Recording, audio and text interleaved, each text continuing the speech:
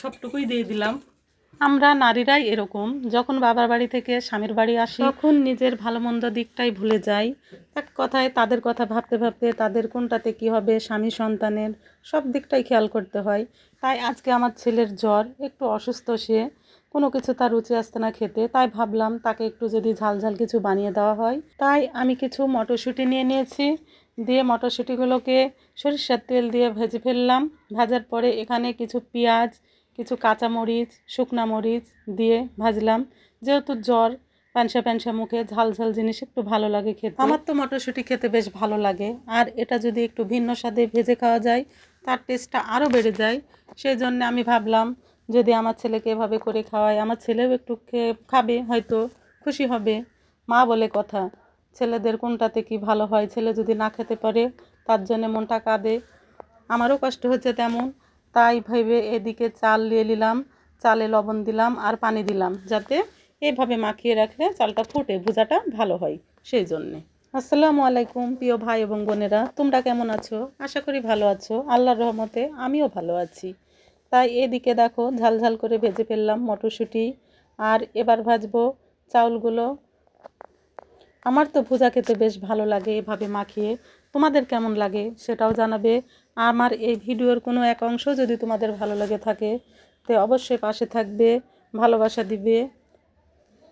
আর এই চাল ভাজা শুধু আমার না, আমাদের যাদের শাশুড়ি সবাই মিলে আমরা খেতে পছন্দ করি। তাই এখানে দেখো আমি অনেকগুলোই ভেজে দিয়েছি। এভাবে এখন এই যে কাঁচা পেঁয়াজ দিয়ে দিলাম। আর এই ভুজাতে কাঁচা পেঁয়াজ দিলে একটা আলাদা একটা টেস্ট আছে, দাঁতের তলে পেঁয়াজটা পড়লে খুব ভালো লাগে।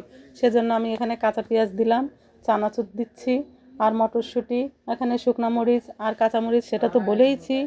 কেন নাম বলেছি, এটা একটু ঝাল ঝাল করে বানাবো। আমার ছেলের জ্বর বলে কথা, সেজন্য পছন্দ করে খেতে, এভাবেই আমি বানাচ্ছি। দেখো দেখতেও বেশ মজা লাগছে, মাখানোটাও বেশ ভালো লাগছে। আমার তো মাখাতে এক কথায় মানে মুখে জল চলে আসছিল, মনে হচ্ছিল যে কিছু খাই, কিন্তু আসলে ছেলের জ্বর বলে কথা।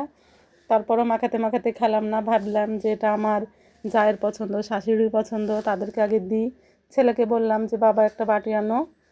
তখন আমার ছেলে, আমি যখন এগুলো মাখাচ্ছি তখন সে আমাকে বাটি এনে দিল।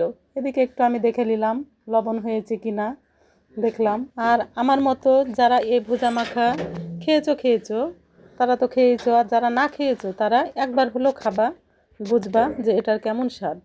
আর একবার খেলে তখন বারবার খেতে ইচ্ছা করবে।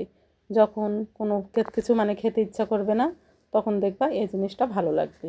ঠিক আমিও তেমন। তাই এদিকে যাদের জন্য বাটিতে তুলছি, যাদেরকে আসলে ক্যামেরায় লাওয়া হয় না, অফ ক্যামেরায়, এদিকে শাশুড়ি মাকে দিতে গেলাম। আমার কিছু খেতে পারছে না, অসুস্থ, একটু খাও, দেখো ভালো লাগবে।